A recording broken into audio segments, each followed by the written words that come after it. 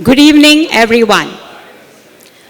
On behalf of the Bombay Chamber, I extend a very warm welcome to our chief guest, Shri S. Raman, Chairperson, Pension Fund Regulatory and Development Authority, our President, Mr. Rajiv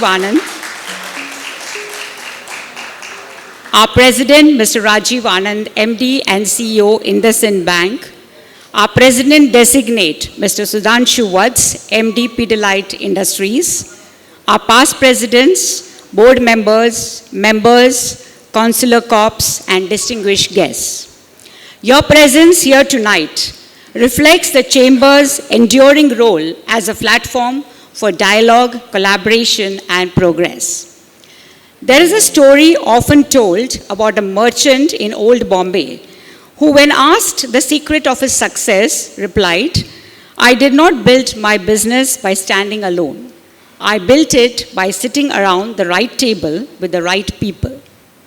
More than a century later, that sentiment remains as relevant as ever.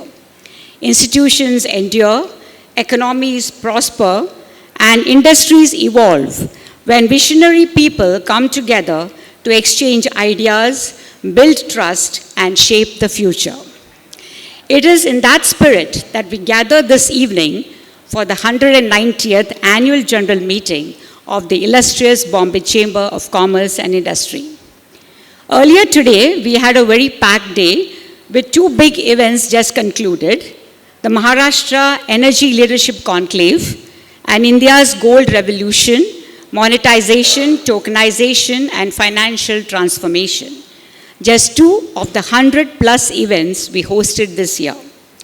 So now, let us take a moment to watch this video to reflect on the year gone by and to celebrate the Chamber's achievements.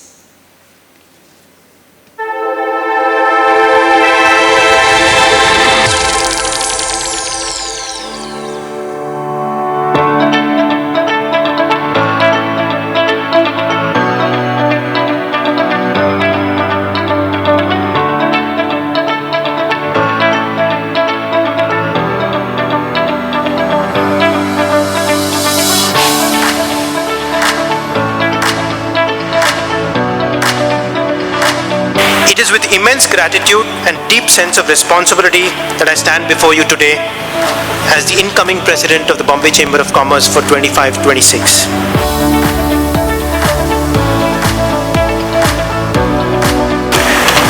Bombay is the happening city. It's a city which is going to drive India's growth in future. And the Bombay Chamber of Commerce has to be the instrument which will drive Mumbai to be the instrument of change. And I think that's the agenda which all of you should have, not for the next year, but for the next few decades.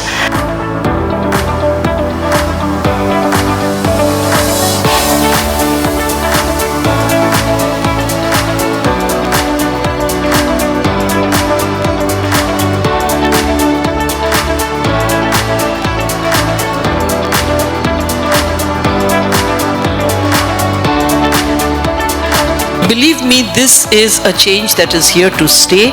It is something which we need to lean into, not resist. If you resist, like a wave, like a tsunami, it will overtake you. However, if you're a server, you ride the wave.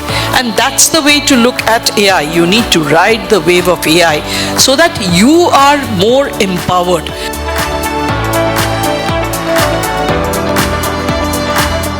What happened recently in the Gulf, in the Middle East, precipitated a complete strategic rethink in the government. And that is where sovereign ownership, as well as facilitating a complete boost to the ecosystem to build, as the Honorable Prime Minister very eloquently put it, Atmanirbhar Bharat.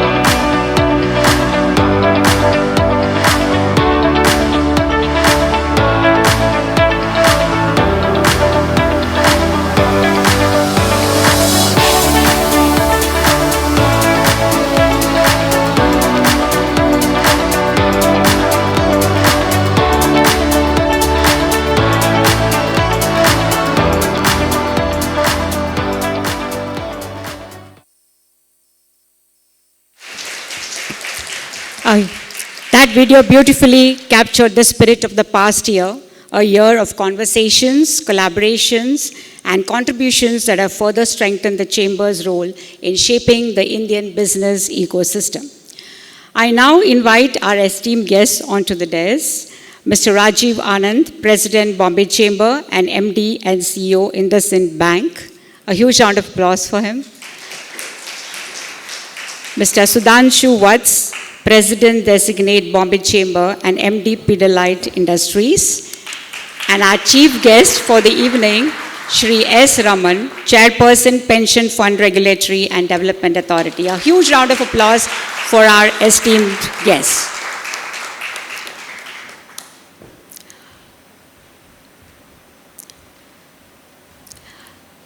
A distinguished tenure as President, Bombay Chamber, marked by thoughtful leadership and steadfast commitment to the Chamber's mission. It is my privilege to now invite Mr. Rajiv Anand to deliver his presidential address. A huge round of applause for him. Thank you. Respected Mr.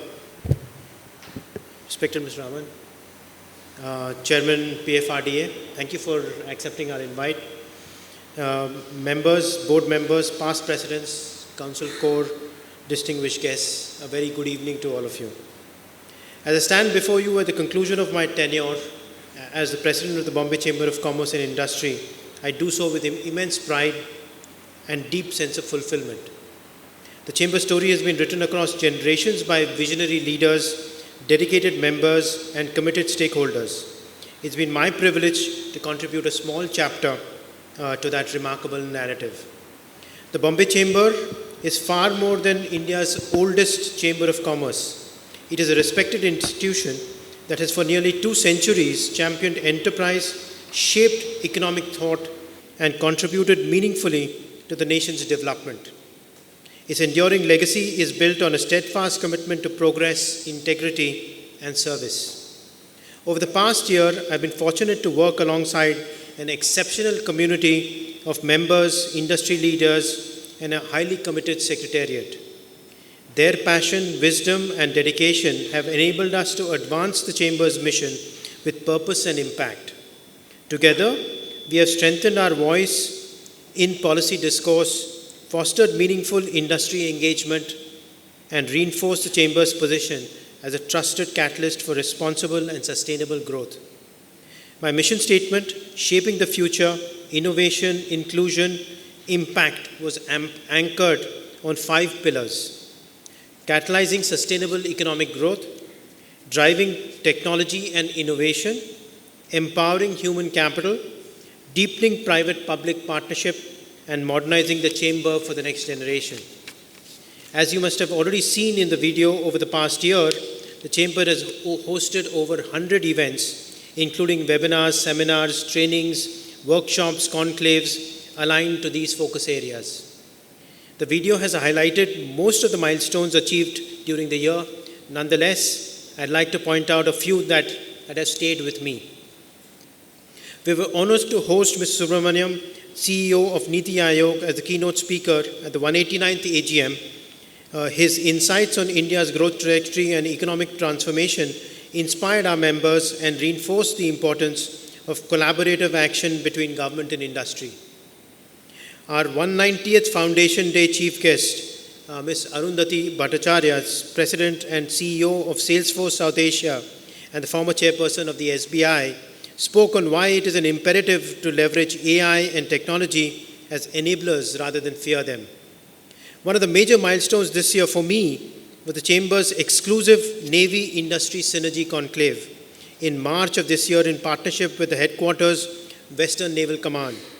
The conclave brought together senior leadership of the Indian Navy, including Vice Admiral Krishna Swaminathan, Flag Officer Commanding-in-Chief, Western Naval Command, and Vice Admiral Ankur Sharma, Director General, Naval Projects, Mumbai, along with distinguished officers and select industry leaders for a focused dialogue on strengthening Navy industry partnerships. Another impressive event was the CEO AI Conclave, Unlocking the Strategic Value of AI. A key highlight of the event was the launch of the CEO's AI Playbook, a landmark publication by the Chamber in collaboration with Indian Express. Featuring insights from 50 CEOs, the playbook captures how AI is driving enterprise transformation across industries. At the International Shipbuilding Conference, Global Harit Nauka Summit, Trust, Collaboration, Impact, our keynote speaker, Shri Shyam Jagannathan, IAS Director General of Shipping, Ministry of Ports, Shipping, Waterways, Government of India, outlined the strategic and regulatory roadmap for India's maritime growth. The Chamber's flagship DEI event, along with Deloitte as knowledge partner, continues to set the benchmark for excellence in diversity and inclusion. The winners of the third DEI Award 2025 were announced at a glittering ceremony at the Taj Santa Cruz, Mumbai. The awards were preceded by the DEI Forum, which we organized for the first time. During the event, we also facilitated mentors and mentees of the Mentoring for Enrichment program, which was well received across the industry. This year, the fourth edition of the awards have received nominations from top companies in different sectors. The evaluation is currently on, and the award ceremony is slated for July 21st here at the ITC Grand Central. We held a series of conclaves throughout the year for MSMEs, who form a major part of the Chamber's membership. We covered new business opportunities for MSMEs, global partnerships, and smart finance. In the most recent one, we had the honor of having Sunil Mathur, Managing Director and CEO Siemens, as the keynote speaker. He emphasized that MSMEs contribute nearly 60% of India's exports and remain the backbone of our economy. Their growth, modernization, and global competitiveness will be central to India's economic progress in the coming decades. Our infrastructure conclave, Pathway to a $1 trillion sustainable Maharashtra, saw a distinguished lineup of leaders from business, policy, and academia to discuss the state's roadmap to a $1 trillion economy. Demonstrating its forward-thinking approach, the Chamber also hosted the AIF in GIFT City Conclave, where industry experts engaged with IFSCA to explore innovative themes. Our banking conclave this year, a flagship event, saw a fireside chat with Mr. Rajeshwar Rao, former DG, Reserve Bank of India, who emphasized the need to balance innovation with stability, underscoring the importance of sound governance, robust risk management, adequate capital and liquidity, and a regulatory framework that remains flexible while safeguarding the systemic trust. At the CSR Conclave 2025, themed Beyond Giving, Responsible CSR and Due Diligence, we had the privilege of having Dr. Bhaskar Chatterjee, renowned as the father of CSR in India, as our keynote speaker. This year, we also published the first edition of the Bombay Chamber's CSR Yearbook, which was very well received. We plan to continue the publication of the CSR Yearbook with 12 case studies every year. During the year, the Chamber led delegations to Taipei, Cyprus, and Egypt. A memorandum of understanding was also signed between the Chamber and the Cyprus Chamber of Commerce and Industry. The Chamber's HR conclave, held for the first time on a big scale, was themed HR Kinetic, Leadership in the Age of Gen Z, and saw HR leaders from leading companies discussing how HR leaders play a pivotal role in shaping organizations that are future-ready and resilient. The Chamber also held an important seminar in understanding the implications of the new labor code in employee relationships, wages, employment contracts, and contract labor. The Chamber continues to offer other integral services to its members: certificate of origin, labor advisory services, arbitration and mediation, and visa recommendation letters. As we embark on the Chamber's 191st year, I am optimistic about the opportunities that lie ahead and the continued impact the institution will create through its commitment to innovation, inclusivity, and sustainability under the leadership of my able colleagues, President-designate Sudhanshu Vats and Senior VP-designate Vibha Padalkar. I extend my deepest appreciation to our past presidents, board members, committee chairs, co-chairs, Sandeep Khosla, the Secretariat, and all our stakeholders whose encouragement and support have been crucial throughout my tenure. It's been a deeply rewarding experience to serve this esteemed institution. I remain eternally grateful for the trust and collaboration that made this journey so memorable. Serving this esteemed institution has been both a privilege and an enriching experience that I will always cherish. Thank you, and over to Sudhanshu for presenting his mission statement for what I'm sure will be a very successful year for the Chamber under your able leadership. Thank you, ladies and gentlemen.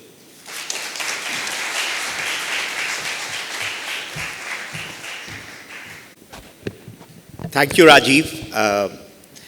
First and foremost, I will take the opportunity to thank you for your leadership during this last 1 year.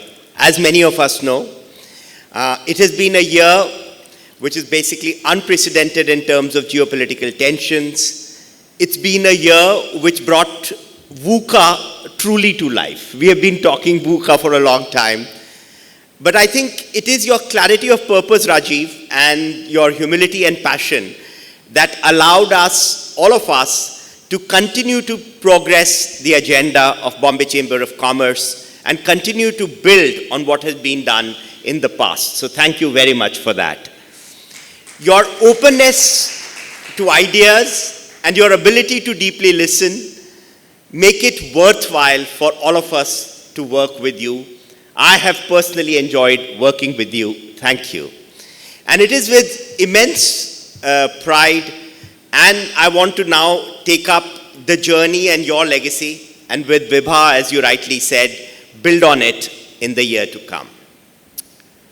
Members of Bombay Chambers of Commerce, past presidents, board members, distinguished guests, ladies and gentlemen, a very good evening to all of you. I am both honored and humbled as I take up the responsibility as the incoming president of Bombay Chamber of Commerce for the year 26-27. But before I start and talk about my mission statement, I want to take a few minutes to extend a very warm welcome to Sri S. Ramanan. Thank you for being here, sir. Thank you for your time. As you know, he is the chairman and MD of PFRDA. But before that, he's been chairman and managing director of SIDBI, CEO and MD of National E-Governance, and also executive director of SEBI. A person with such vast experience in the area of finance will also be hopeful, will very helpful. And sir, I can tell you personally, I will take on the opportunity to keep coming back to you on some of the ideas, because as you will hear, the simple 3 thoughts I have on the mission statement, some of them sort of overlap with the experience you've had personally, especially in the area of MSMEs and what more we can do in that space.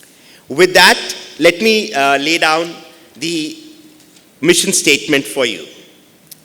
As we celebrate the 190th year of Bombay Chamber, one thing stands out clearly.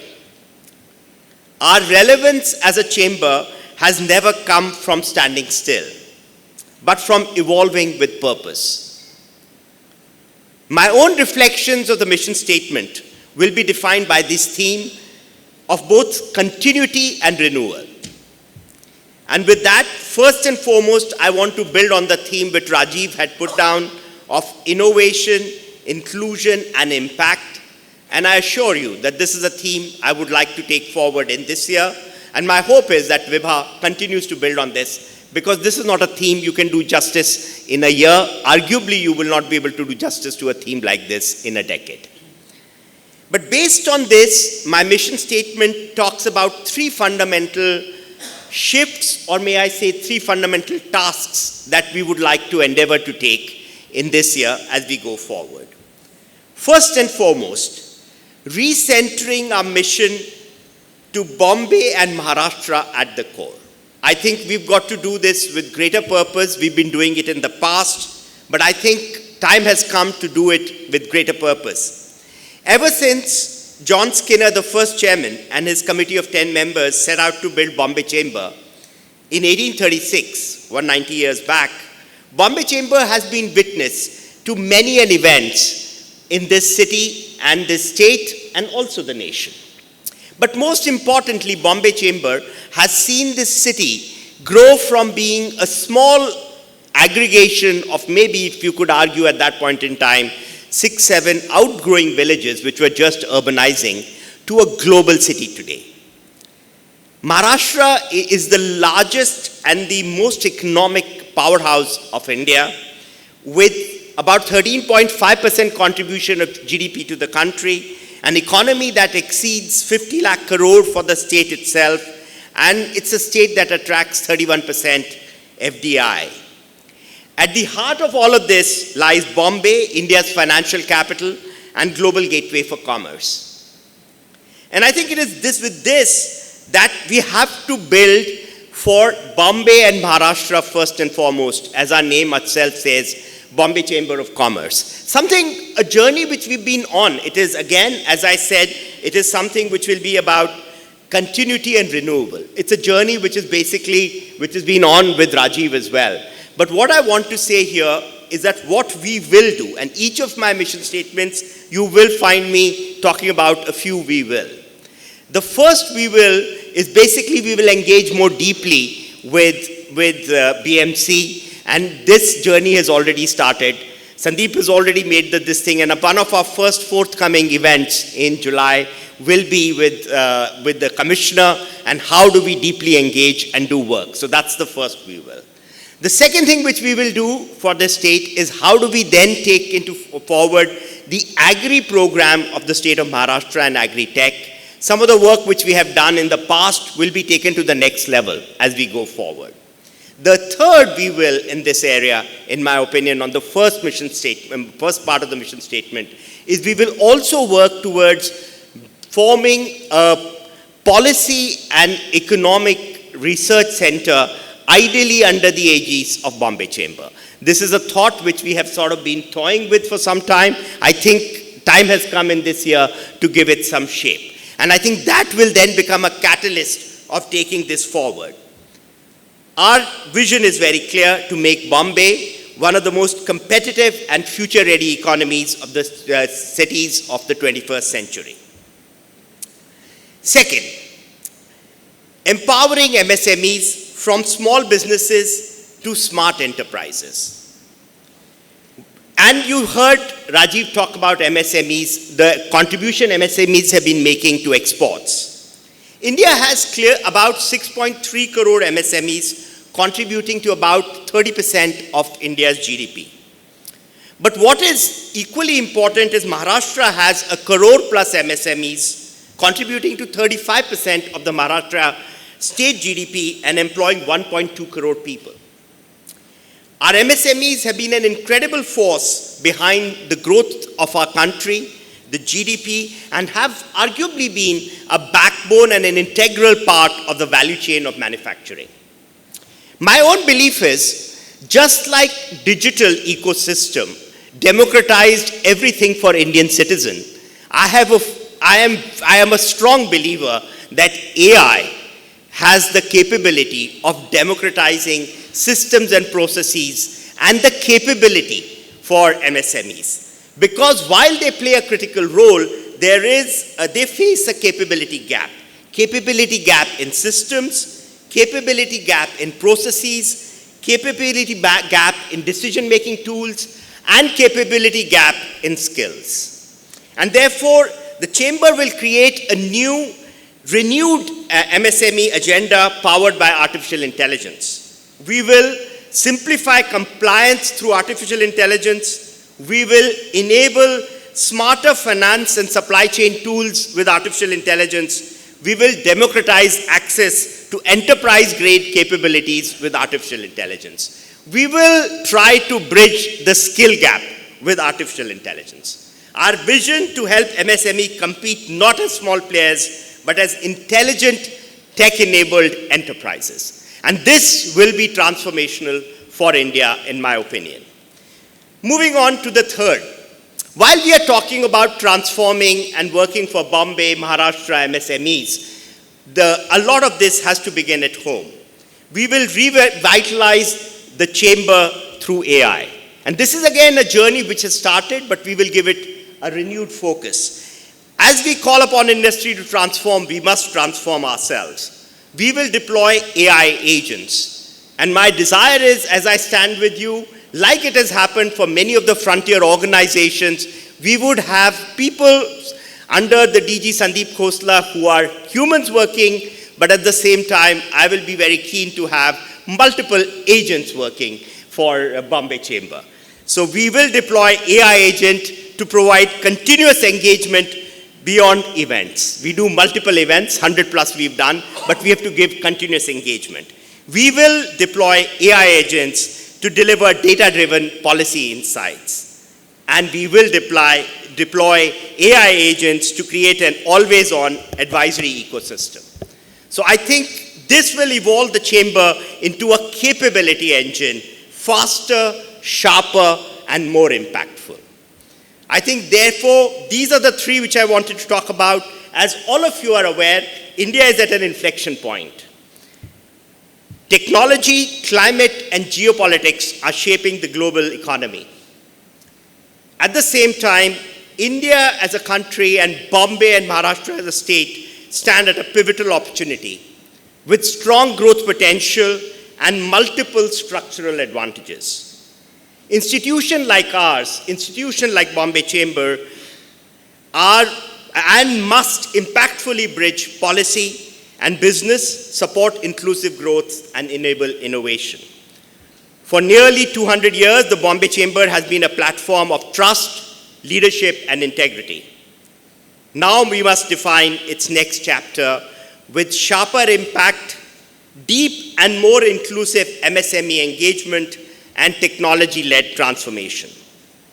I look forward to my tenure of working with the board, with all my colleagues, with the board members, with past presidents, chair and co-chair of various committees and their members, DG Sandeep Khosla and the Bombay Chamber's team to carry forward the Chamber's agenda and to continue to build on the long-term momentum of Bombay Chambers. Let us build a Bombay, a Maharashtra, and an India that are globally competitive, truly inclusive, and always future ready. Thank you, ladies and gentlemen. Thank you for your...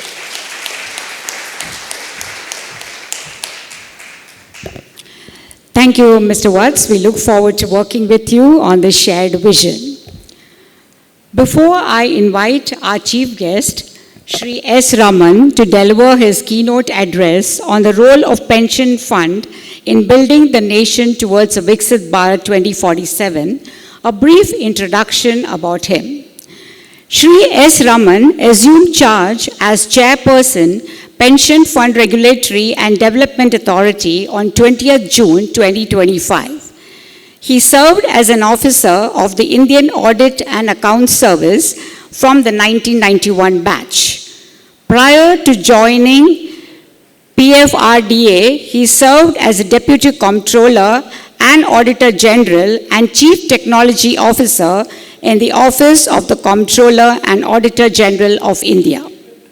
He has previously held several leadership positions, including Chairman and Managing Director of SIDBI, Managing Director of NESL, Information Utility Principal Accountant General of the State of Jharkhand, Chief General Manager, and then as Executive Director at SEBI during the period 2006 to 2013.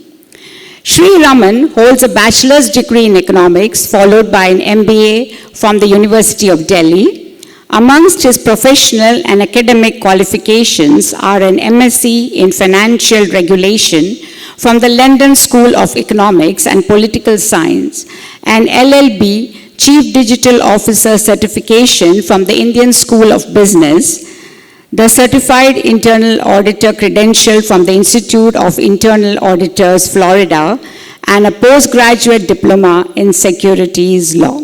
A huge round of applause for Shri Raman.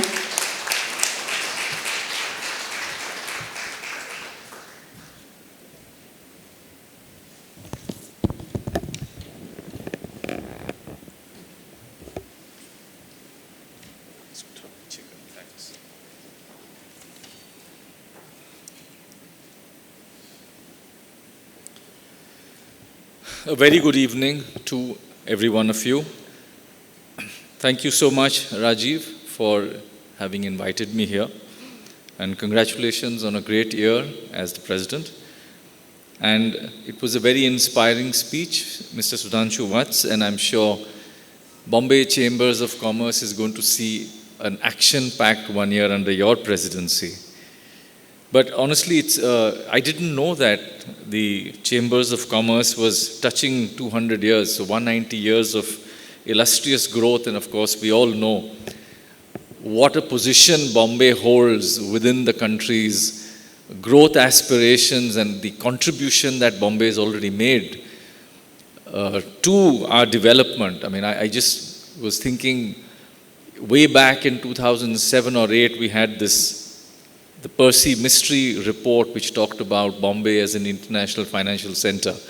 And I think that was the time when we were looking at a lot of infrastructure coming into Bombay, and already it is, of course, the financial capital.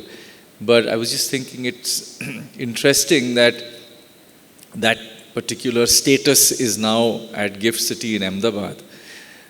It would be great to have practically the entire country having that status of being an SEZ and with that sort of international financial flavor in it. And I think that's really where, as Indians, we'd like to sort of see ourselves growing and take this country forward. But it's really an honor and privilege to address this August gathering. And over 2 centuries, this hallowed institution has borne witness to the remarkable journey of Indian industry and enterprise. Let me begin not with the customary preamble, but with the year that now governs almost every serious conversation about this country's future, which is 2047. The centenary of our independence, the year by which we have resolved as a nation to stand among the developed economies of the world as a Viksit Bharat. We tend to measure that ambition in the language of output, gross domestic product, manufacturing share, per capita income, the size of the economy, 5th, 6th, 3rd, 4th. These are necessary measures, but they are not by themselves sufficient. A nation does not become developed merely by becoming large. It becomes developed when growth is matched by resilience, when prosperity reaches not only the productive years of a citizen's life, but the years that follow them. I want to put a proposition before you this evening that the question of how India ages may prove to be as decisive for Viksit Bharat as does the question of how India grows. And that pensions, long treated as a quiet, technical corner of finance, belong at the very center of this national project of progress. We celebrate with good reason India's demographic dividend, but the fact that we are a young nation with a vast working age population, at a moment when most of the world is actually graying. But the young worker of today is the retiree of 2047. The demographic dividend is not a permanent inheritance, but it is merely a window. And the test of a serious nation is what it builds during that window to prepare for the decades after it closes. That is why I would ask you to think less about the demographic dividend and more about the demographic resilience. The capacity of a society to carry its citizens with dignity through the full arc of their lives, including the years when they no longer earn. A country can be prosperous on paper and still fail this test if its elders are left dependent, anxious, and unprovided for.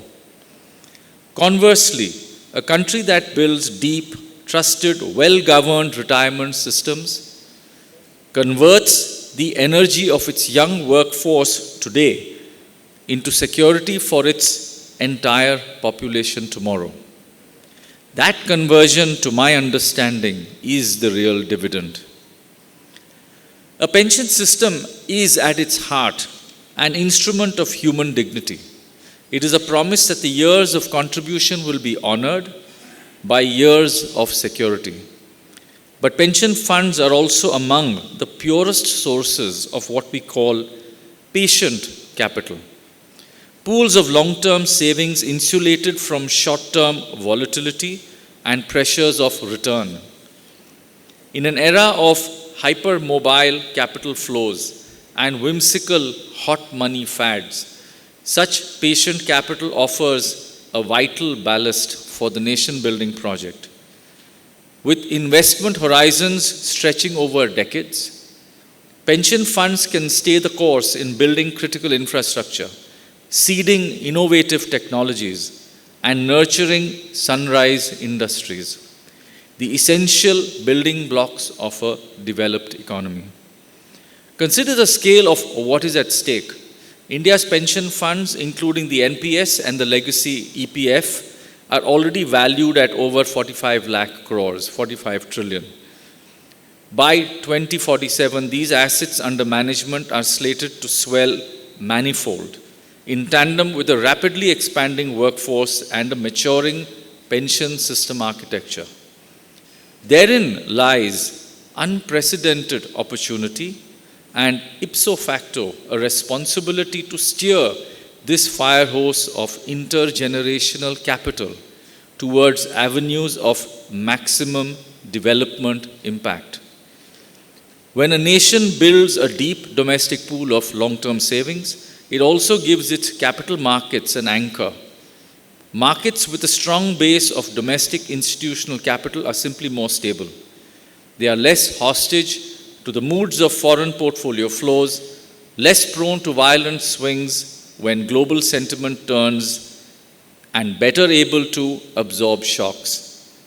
A robust pension ecosystem is, in this sense, a quiet pillar of financial sovereignty. It allows India to finance more of its own development out of its own savings and to depend less on capital that can arrive in a wave and depart in a panic. Social security on one side, patient capital and market stability on the other. This is the dual role of a pension ecosystem. Let me make this concrete. I would bolster my assertion with three areas where this growing pool of patient capital can be transformational. First, pension funds can play a pivotal role in upgrading India's infrastructure to world-class standards. Patient capital is ideally suited to finance large-scale, long-gestation projects in renewable energy, transport networks, urban rejuvenation, and digital connectivity. By allocating funds to InvITs and REITs, pension funds can crowd in private risk capital while enjoying stable inflation-indexed returns and asset security. Innovative co-investment platforms can enable pension funds to partner directly with specialized government vehicles. Targeted allocation of pension corpus to infrastructure over the next decade can help bridge India's investment gap and create a truly 21st century economy. Second, pension funds can step up as catalysts of India's technology transformations. As the world hurtles into the fourth industrial revolution, breakthrough innovations in artificial intelligence, biotechnology, new materials, and clean energy will determine the geopolitical pecking order. Long-term, risk-tolerant pension capital can anchor this high-stakes race by fostering a vibrant startup and venture capital ecosystem, strengthening India's science and technology base, and seeding translation stage innovations, and patiently renewing cutting-edge intellectual property. In doing so, pension funds can generate superior risk-adjusted returns while cementing India's techno-economic standing. And thirdly, pension fund capital flows to critical developmental priorities and social infrastructure education, healthcare, skills, and sustainability. These can generate positive externalities while emerging as resilient, yield-generating asset classes. Pension funds are uniquely positioned to finance industry-academia partnerships, back medical research, seed vocational training, and mainstream ESG investments, generating a double bottom line of superior returns and sustainable impact. The architecture of the pension ecosystem. None of this is possible without trust, and trust must be built into the architecture. At the center of the efforts is the national pension system, which can be thought of not as a product but as a piece of public infrastructure for retirement, built on three principles that we guard carefully. The first is transparency. A subscriber to the NPS can clearly see and continuously see what they have contributed, how it has been invested, and how it has grown. In a domain where trust is everything, transparency is not a feature, it is the foundation. The second is low cost. The NPS is among the most cost-efficient retirement vehicles available anywhere in the world. That matters more than it may appear, because over a working life of 30 to 40 years, even small differences in cost compound into very large differences in the pension a person eventually receives. By keeping costs low, we ensure that the returns generated by the markets reach the subscribers and are not eroded along the way. The third is flexibility.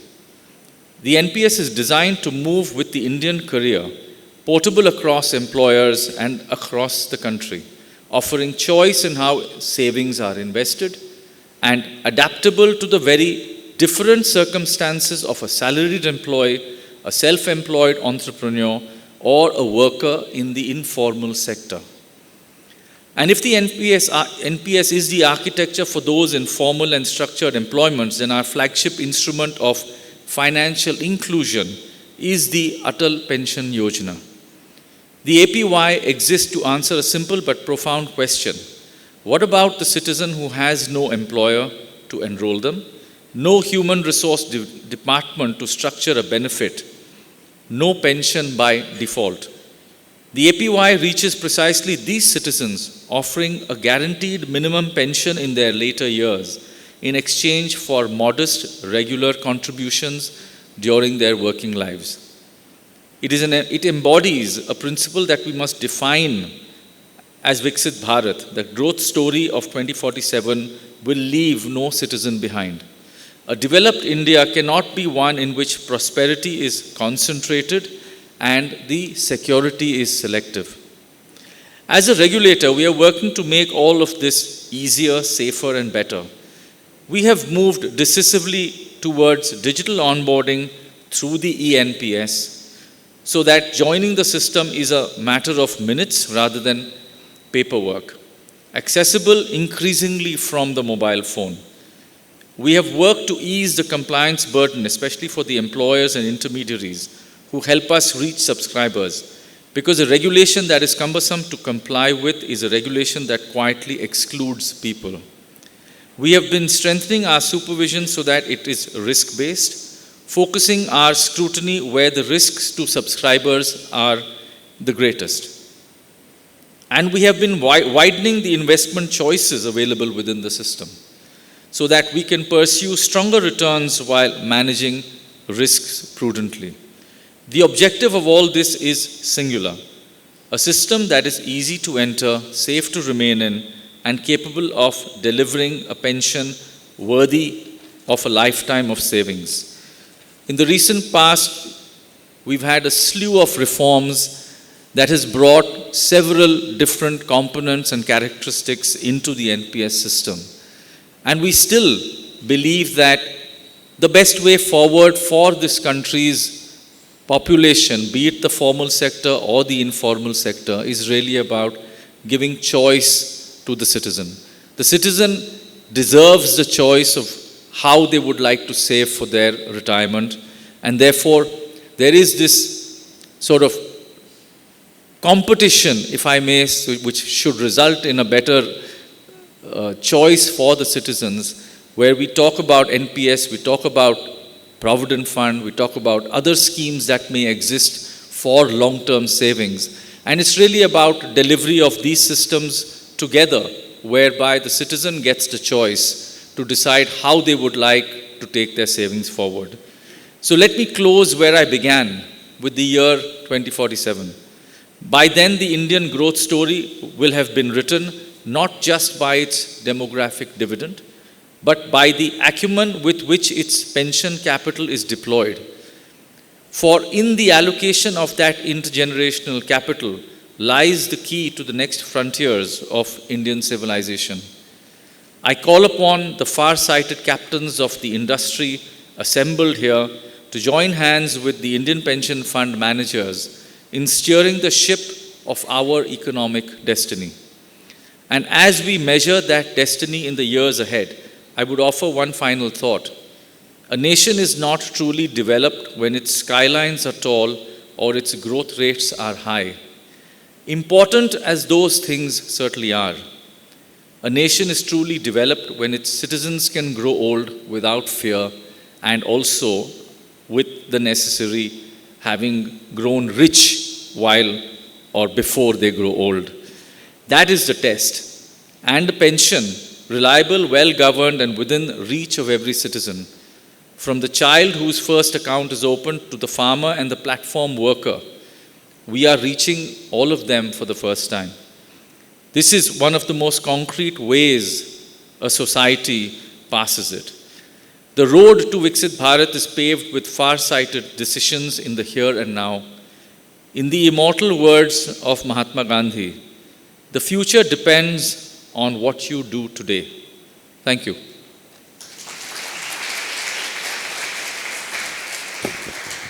Thank you, Sri Raman. I would like to invite Mr. Rajiv Anand and Mr. Sudhanshu Vats to present Sri Raman with a memento from the Bombay Chamber. A huge round of applause for Sri Raman.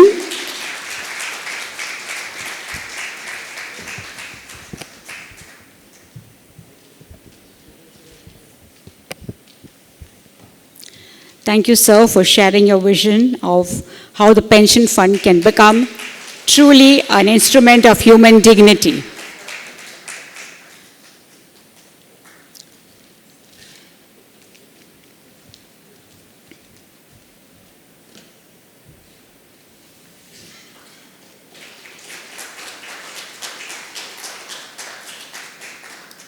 Thank you, gentlemen.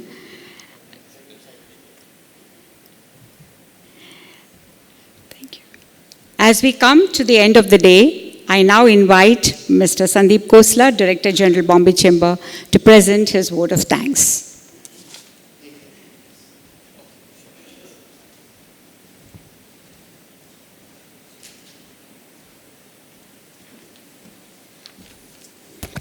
Thank you, Stina.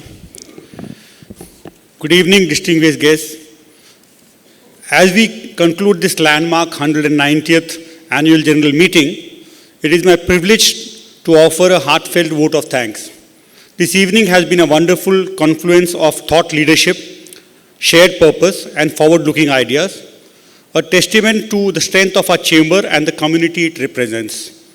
At the outset, I extend our sincere gratitude to our esteemed keynote speaker, Sri S. Raman, Chairperson, PFRDA, for his insightful and thought-provoking address. Sir, your perspectives on strengthening retirement security, deepening financial inclusion, and building robust long-term saving frameworks for India's future have provided valuable insights and underscored the critical role of pension reforms in the nation's economic development. I would like to thank Mr. Rajiv Anand, President of the Bombay Chamber, for his warm welcome and presidential address, which beautifully captured the spirit and priorities of the Chamber in these dynamic times. My sincere appreciation also goes to Sudhanshu Vats, President-designate of the Chamber, for articulating a clear and compelling mission statement that sets the tone for a collective path forward. To our past presidents, board members, committee chairs, co-chairs, members, distinguished guests, representatives of consular corps, and our valued stakeholders, thank you for your presence and continued support and unwavering commitment to the Chamber. Your leadership, experience, and guidance have been instrumental in shaping the Chamber's legacy and continue to inspire future generations of business and industry leaders. Before we conclude, I would like to express our appreciation to the Chamber Secretariat and organizing team, whose dedication and hard work has ensured the success of this evening. As we move into the next chapter of the Chamber's journey, may we continue to build on our rich legacy while embracing new opportunities for growth, innovation, and impact.